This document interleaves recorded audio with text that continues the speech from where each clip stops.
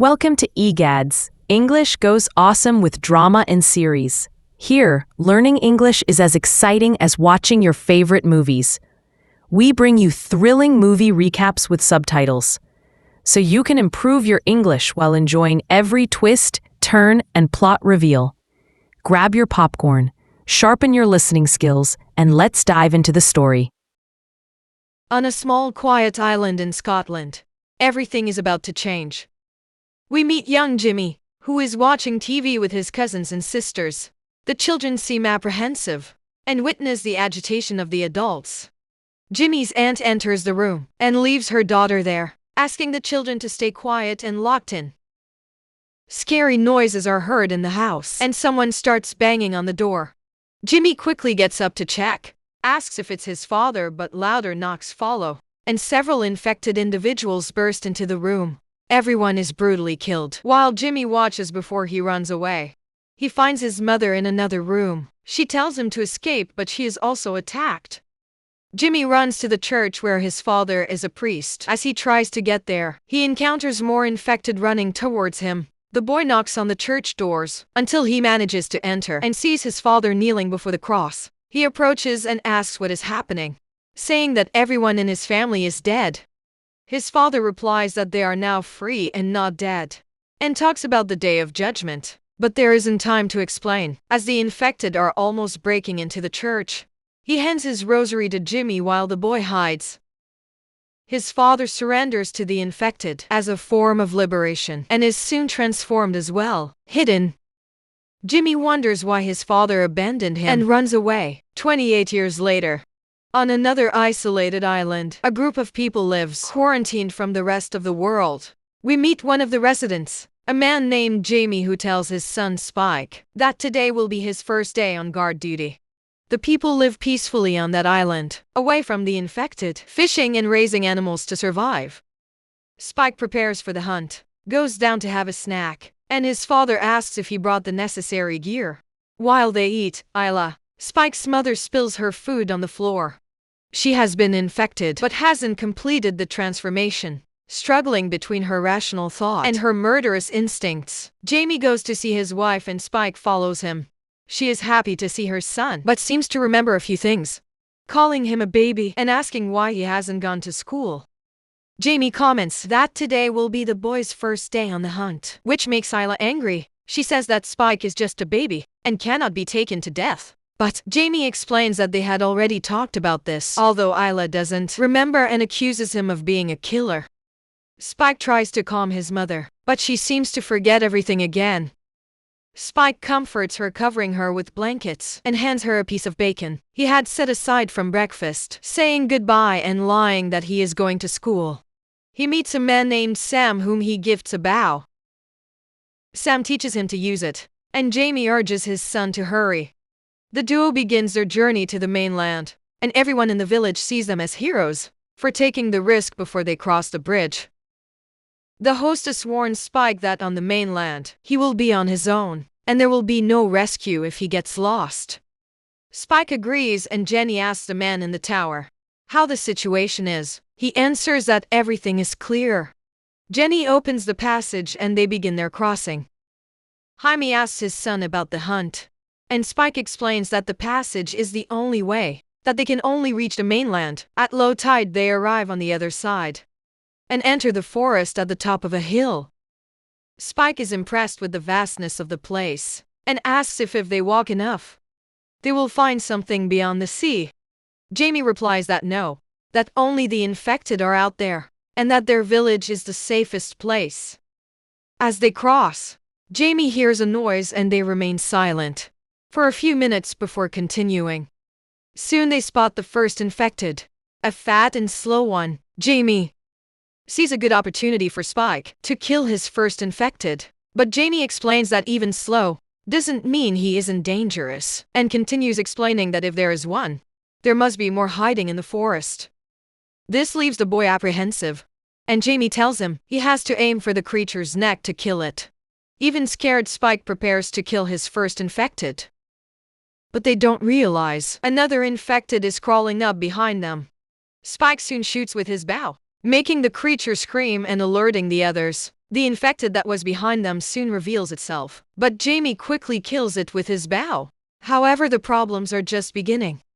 As more infected start to appear, an infected child shows up and Jamie can't kill her, and she ends up fleeing. Jamie praises Spike for the earlier shot, but warns that they need to change positions, as the screams will attract more creatures. They soon leave that location, and while walking in a clearing, find a herd of deer admiring the scene. Jamie notices an abandoned house nearby, and prepares to investigate. Spike grabs his bow as well. He slowly approaches the house. Jamie opens the door and they nearly die of fright when a fox dashes out from inside. Jamie tells Spike that this place must have already been searched, but it's always good to look for something more, and they start, but they find nothing of value. They are about to leave when they hear a noise coming from one of the rooms. They go to check and find a man tied upside down, his body marked with letters. Spike, terrified, tries to look away, but his father tells him to look, as he will learn a lesson there. Jamie approaches the man, who starts to move. Startling them, Spike asks why he is like that. Jamie explains that he was left to attract the infected and ended up being infected as well. And Spike doesn't understand why someone would do something so cruel. Jamie theorizes that it could be a punishment or a warning, and says there are strange people on that continent. Then, Jamie explains to Spike why the island is so valuable, and the boy asks if that's the real lesson. But Jamie replies that no, the lesson is to eliminate the infected in front of them.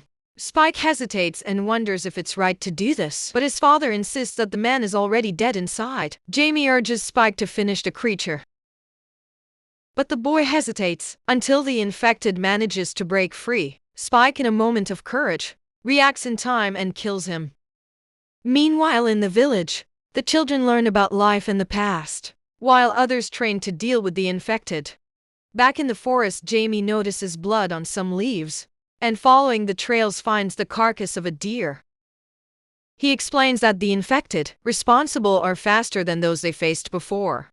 Spike finds all of this disgusting and nearly vomits, while Jamie laughs at his son's reaction. Spike steps away and finds the skull of the animal nailed to a tree, and calls for his father. A flashback reveals who did that, and Jamie warns that they are dealing with an alpha. Worried, Jamie says it's time to return to the village, but Spike resists, fearing being called a coward. Even so, the father assures him that the mission is accomplished, since the boy has claimed 2 kills. Jamie surveys the place before they advance, and starts the way back, but suddenly notices an infected on the hill. He orders Spike to be quiet. Soon more infected appear and the alpha emerges. Jamie orders an immediate retreat to the forest, while the alpha commands his followers in the hunt. Father and son run among the trees, pursued by enemies, until Jamie proposes a counterattack, saying he will hit the first one and Spike should hit the second. Jamie manages to fulfill his part, but Spike, overwhelmed by fear, misses the shot. Even so, Jamie takes out another one and tells them to keep fleeing. Jamie stops again so that they can use their training tactics, but Spike misses and more infected appear. They have no choice but to run. They reach an abandoned house and quickly enter, with Jamie telling Spike to go up to the 2nd floor, while he confronts one of the monsters. Another infected appears, and Jamie asks his son to open the attic door. He tries to help Spike up, but more enemies show up, forcing them to fight. Jamie eliminates them and the two hide in the attic, while the enemies circle the house. In the village, the women prepare a party to celebrate Spike's achievements, unaware of the dangers that father and son face. Night falls and the two remain trapped in the attic, with the alpha lurking. Jamie explains that alphas are different from other infected, larger, stronger and smarter. Spike asks what they will do, and Jaime says they will do anything except face him. He realizes that the arrows are gone, but assures that it doesn't matter much, since he's seen an alpha hit by dozens of them, without bleeding. Feeling guilty, Spike apologizes for missing his shots, but his father reassures him, saying he did well for a first time. Spike, curious, looks through the attic holes and sees the glow of a fire in the distance. He asks what it could be, and Jamie admits he doesn't know, saying he has never been in that part of the island. Later, Spike is sleeping and begins to have nightmares about his mother, who is drowning and asking for his help. In the dream, everything begins to shake and collapse. Jamie quickly wakes his son and warns that they need to get out of there, as the house is old and starting to fall apart. They manage to leave, and Jamie says they need to hurry, as the infected will soon arrive. Spike asks how to cross the tide, and Jamie explains that they still have a chance, as the tide is still a bit low. Jamie tells his son to move silently, and if he sees the Alpha, to run straight to the sea and not stop. They soon start running, and reach the top of the mountain. Jamie tries to locate the Alpha, but he is not in sight, so he tells Spike that they still have a chance, since the water is shallow. They reach the beach and Jamie is happy, because the water is at their calves. Taking off their boots, they start to advance. But the Alpha appears at the top of the mountain and starts running toward them. Jamie and Spike are almost there, and Jamie laughs with happiness. They don't even notice the danger approaching. When the Alpha runs to catch them, several bats fly by, and only then do they realize the threat. The two look back and see that monster coming. Jamie shouts for Spike to run. Without looking back, they run. And Spike falls into a hole, while the Alpha keeps coming. Jaime manages to lift his son, and they start running again. The guards in the tower are asleep, while Jaime shouts for them to open the gates. Soon everyone is on alert and begins to prepare. One man turns on a light and gets ready to shoot, while another tries to open the gates. The men hit the Alpha, which falls, but soon lets out a scream of rage and runs back toward the two. The Alpha is almost reaching them when the men shoot a fire lance that pierces its chest. In the town, a party is happening and no one imagines the danger.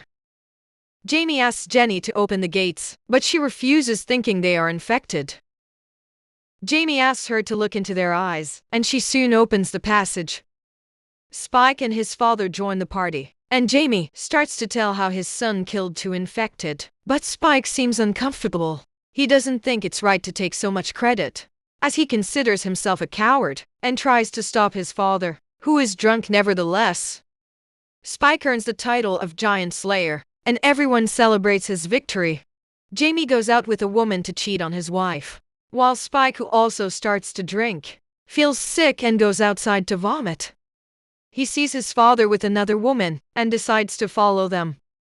He discovers that the woman's name is Rosie, Jamie's mistress, and Spike follows them to a cave, where he sees his father cheating on his mother. Angry, he leaves the place and returns home, where he finds Sam sleeping in the living room. He asks about his mother and if she is okay. Sam explains that they did a lot of things that day, even walking to the beach. He says that without the crisis, Spike's mother would have a perfect life. Sam asks what is bothering the boy, and he calls his father a liar, revealing that he made it seem like he was the hero of the story. Sam doesn't judge Spike and comforts him. Spike shares that despite having visited the continent, he saw many new things, including fire, which intrigues Sam. He then reveals that it might be a man named Kelson, and is surprised to learn that he is still alive. Sam explains that Kelson was a family doctor. Spike says his father told him that all the doctors were dead, and that there were no more in the world, asserting that Jamie is lying. Sam suggests that maybe Jamie didn't mention Kelson, because the doctor is a bit strange, and we see some scenes of him carrying firewood for the bonfire. Sam asks Spike to go back to the party, but he refuses and says he will take care of his mother. Sam says goodbye and leaves. Spike goes to his mother's room, lies down beside her, and whispers that everyone is lying. The next day, his mother wakes him up, asking for medicine because she has a headache, but soon gives up. Jamie arrives home and lies down with the two. Spike, disappointed with his father, leaves the room without saying much. The boy cries behind the door, and Jamie finds his behavior strange. Jamie makes coffee when Spike arrives, and questions him about why he never said there is a doctor who can help his mother. Jamie tries to lie, saying there are no doctors in the world, but Spike mentions Kelson's name. Jamie asks where he heard that name, and blames Sam for filling the boy's head with nonsense, saying that Kelson was a doctor in the past, but now he is just a madman. Spike insists, asking if he is or isn't a doctor. Jamie begins to tell a story from before Spike was born, saying that the groups had to walk a lot to find supplies. And one day a group came close to Kelson's territory and smelled death. He affirms they were used to such smells, but that one was different, almost palpable as he tells the story. We see a flashback of when they met Kelson, who had gathered several bodies to burn. Jamie says that Kelson saw them on the hill and waved, as if calling them. They were so scared that they decided to run, and for 15 years no one ever returned there. Spike remains silent for a few seconds and asks if his father wants his mother to die. Jamie is taken aback and asks what kind of thing that is. Spike asks several questions and mentions Rosie, which irritates Jamie, who in a moment of anger slaps his son. Disappointed, Spike steps back and goes to his mother, who is feeling pain in her head. He comforts her and apologizes for not being able to help. Jamie goes upstairs and offers to get medicine, but Spike pushes him away and asks him to stay away. The boy pulls out a knife, but it is quickly taken by Jamie. Spike decides to set fire to the barn, and then alerts the guards about the fire. They soon leave their posts, and Spike takes advantage of the distraction to grab his mother and head toward the continent. They cross the bridge and reach the beach, and soon after they find an abandoned city. The mother realizes they have arrived on the continent, becomes desperate and calls for Jamie. But Spike says he isn't there, and that now he will protect her. Jamie and Spike are going to see a doctor from the old times, and Isla asks if something is wrong with her son. He asks her to stay calm, as the doctor will take care of her. They begin their journey in search of Kelson, passing through various places. At one point Isla becomes tired and wants to rest, so Spike suggests stopping at an abandoned house. He leaves his mother resting and goes to keep watch. Hours later a fat infected approaches, but Spike doesn't notice, almost falling asleep. The infected starts to swallow his shoelace and lunges at the boy just as it's about to kill him. Spike wakes up and sees the infected dead in front of him. He asks what happened, and his mother replies that she doesn't know. The boy warns that they need to leave, and Isla, in shock, has a flashback from the previous night, but doesn't understand how she killed the infected. They continue their journey in search of Kelson. In a flashback, we see soldiers fleeing from an attack by a group led by an alpha. Some are wounded and transformed. The comrades eliminate the infected and flee to a tunnel. The soldiers walk, but are attacked by the alpha and killed. Spike and Isla are now in a field of flowers. She sees a contrail in the sky and calls Spike father, then begins to speak nonsense. Spike doesn't understand. Isla is delirious with memories and Spike calls for her. We notice that her nose is bleeding and she comes to her senses. While cleaning his mother's nose, Spike sees an infected behind her and draws his bow to kill it. He shoots and the blood splatters on Isla. Afraid that she might be infected, Spike quickly wipes her off, but the creature's scream attracts more infected. They start running for their lives as they are chased. Spike stops and manages to kill one, but more come. They reach an abandoned post covered in blue mist, and Spike tries to open the door, which is locked. He manages to open it and discovers a kind of gas inside. With no options they enter, but infected also invade. They are cornered. And when everything seems lost, a soldier appears from the ceiling and shoots, causing an explosion that kills the infected. Spike and Isla manage to escape. Spike introduces himself and his mother. The soldier says his name is Eric.